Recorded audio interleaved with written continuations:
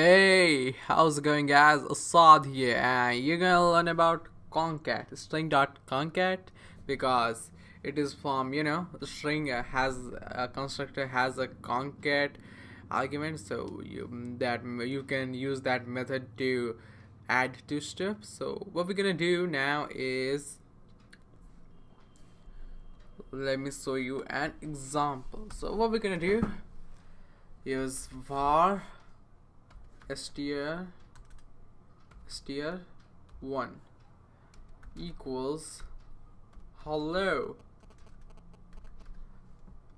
and string2 equals world. Now what we're gonna do is log it on a console and str1 dot concat, and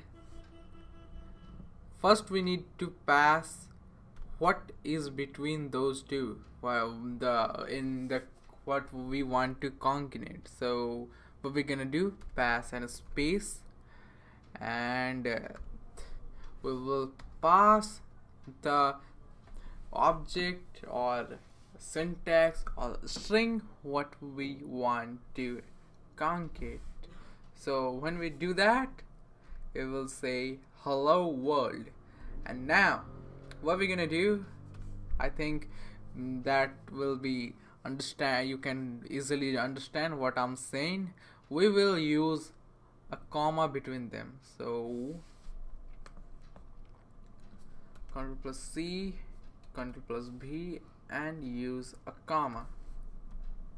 See, now you can understand maybe. And I will change string 2 to string 2 and string 1. So world comma hello. So that's it for today's video, guys, and see you guys at the next tutorial.